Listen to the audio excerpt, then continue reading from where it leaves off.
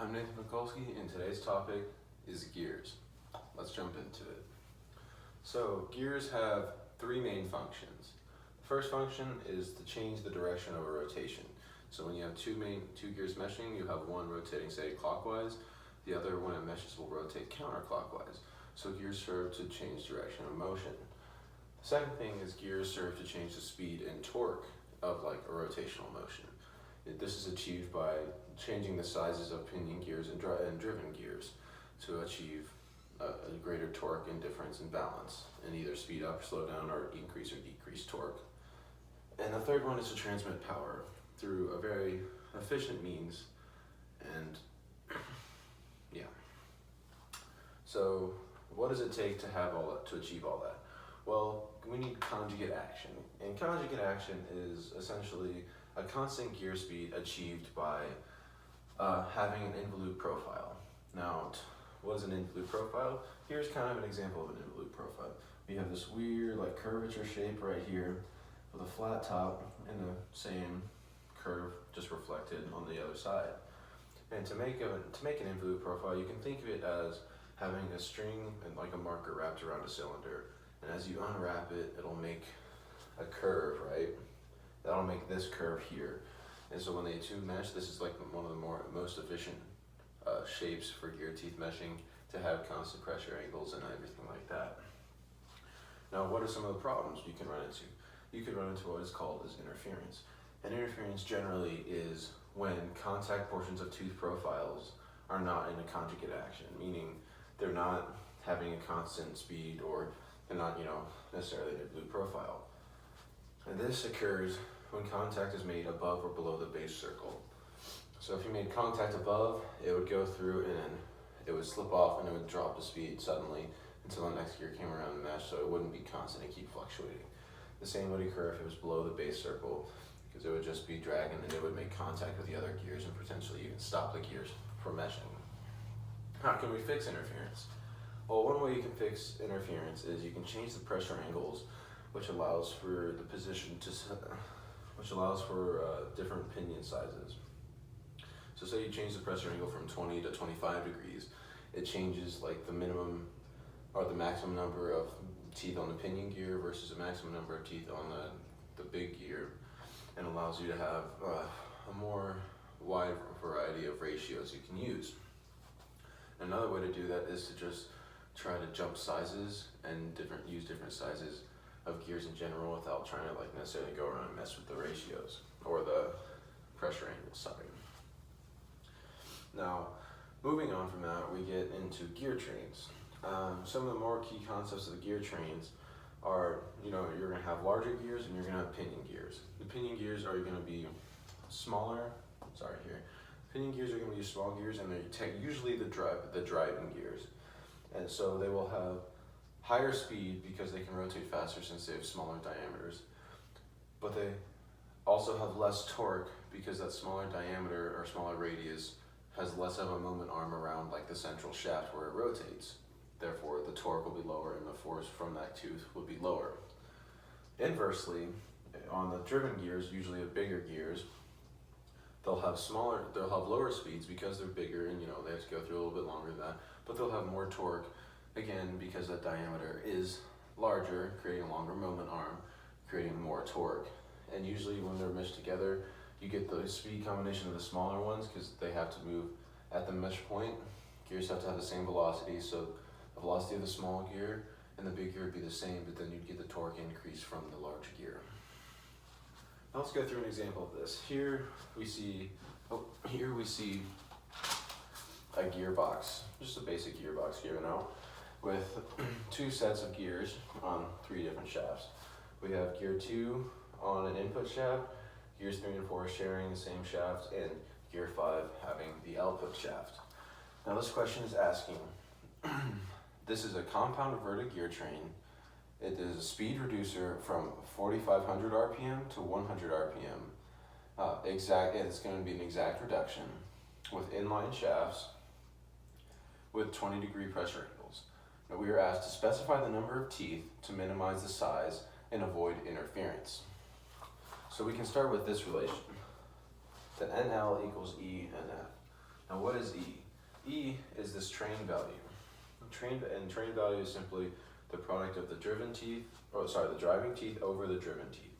Meaning the driver who's sending the power, I guess you can think of it this way, the driver is the one who's sending the power to the driven, that's making the driven rotate. So, and NL is the lower RPM value, and NF is the higher RPM value.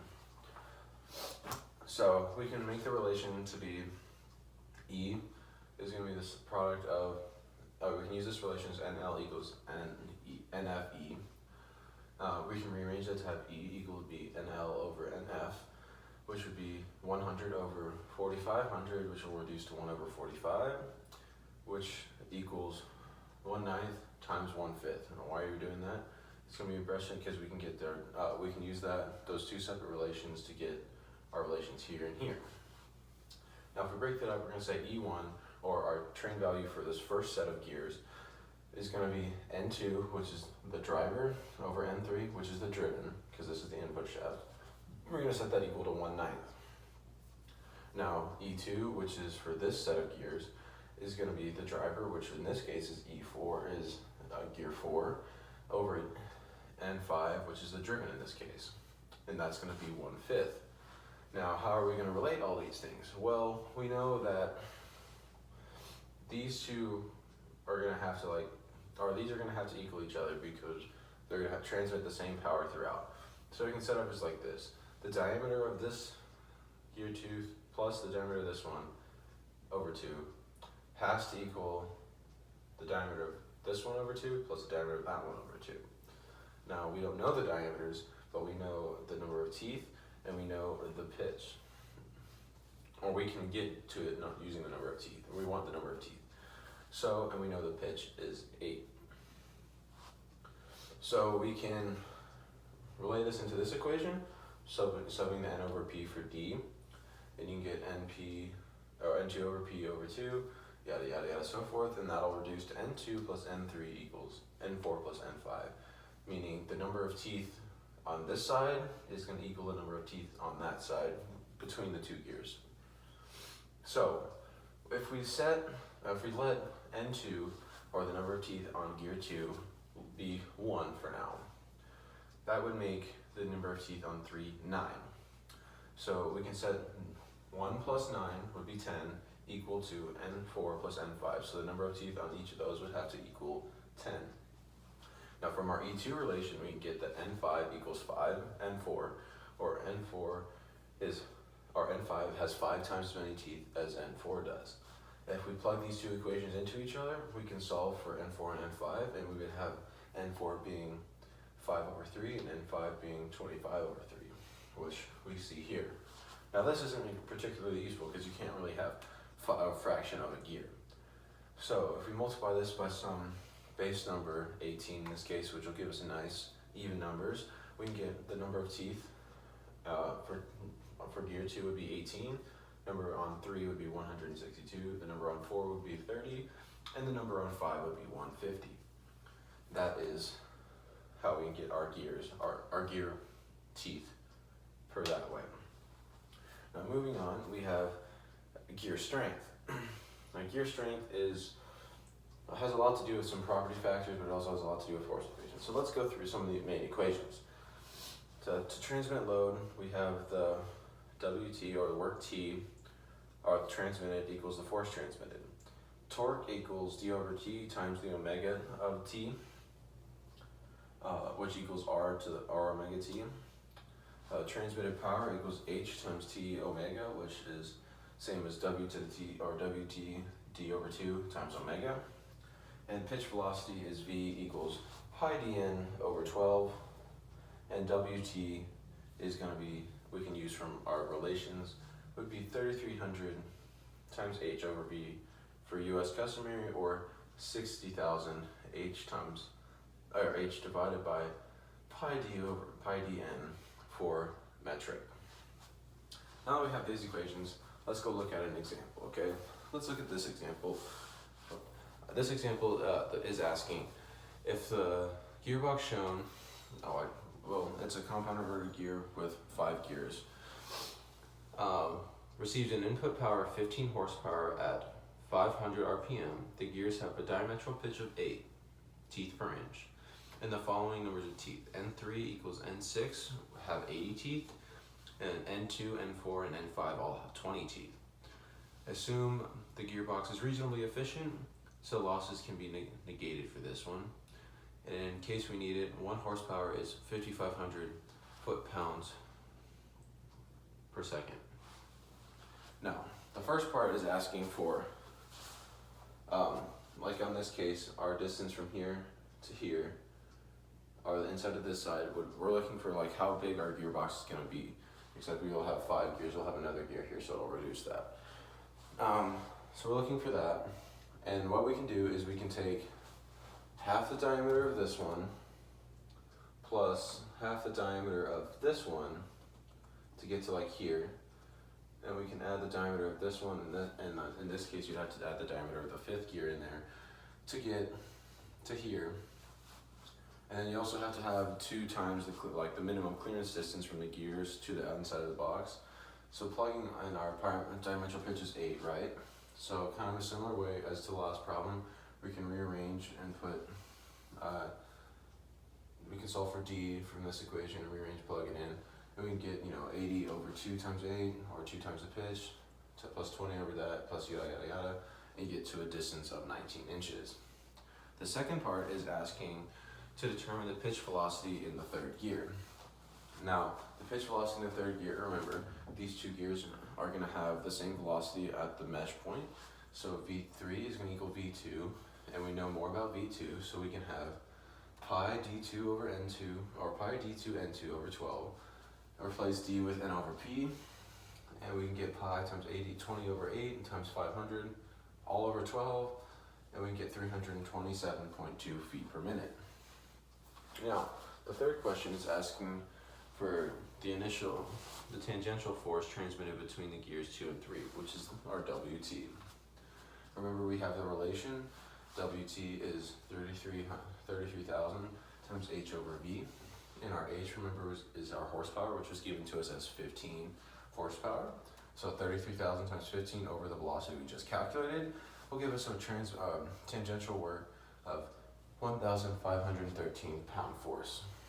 Now, what is the radial work transmitted? That's the 4th question we're asked. Well, there's an easy relation, remember, because we can use our pitch angle to find that. So remember, we can do what we just calculated, the tangential work times tangent of our pitch angle.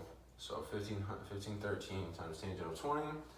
Our pitch angle was 20 in this case, I forgot to mention that. We'll get 550.7 pound force. Now the next question is asking for torque. Our torque is our work tangential times D over 2. When plugging everything in, we'll get 157.6 pound force times feet. Now we can use our relation for F, which is determining the output power in horsepower. Oh, sorry, I jumped a little bit ahead there. We need to determine the output torque in foot-pounds. My bad, jumped a little bit ahead. So we can use this relation as the horsepower in is going to equal the horsepower out, and then substituting TI equals omega from our equations. Rearranging them, we can get TI over TO equals omega naught over omega in, omega out over omega in, which is going to be equal to our gear train ratio, which will be our product of our drivers over the product of our driven, which is going to equal 1/16. Now putting that back into this relation, with TO equals omega out over omega in times T naught, or TI, sorry. It will give us TO equals 1/16 TI, which will be 16 times this 157.6, which will give us an output torque of 2,522 pound force. Now, what is our output speed in RPM? We can use a similar relation. It is omega naught equals 1/16 omega I, and we'll get 31.25 RPM. What you can see is we'll probably have a large gear as our last one because we have a higher torque than input and we have a slower RPM. Now, the last question is find the output horsepower. Now remember this relation is the input horsepower is going to be equal to the output horsepower, which would be 15 horsepower. Now lastly, we have to deal with stress in gears. Our stress in gears is helpful because we're going to have to know all these other bending forces and components besides that. And the most important stress in the gears is going to be bending. Now we have two main equations that we have to deal with, both of them stemming from the Lewis equation. One of them refers more to a static case, so we'll have our stress equal to work tangential times P over F times Y. Here Y is going to be 2 times our diametral pitch divided by 3. And then the Lewis equation with dynamic effects, we have to have this little kV coefficient added into that equation. Now let's work an example on that one, and we can see that example down here. Now let's see what that example is asking. This example is asking for a 20-degree milled profile, diametral pitch of 5 teeth per inch. Number of teeth is 24. At 6 horsepower and 50 revolutions per minute. Find a face width, or F, that will allow us a bending stress of 20,000 psi. Now we can start off with our equation with dynamic effects because we'll need to know those.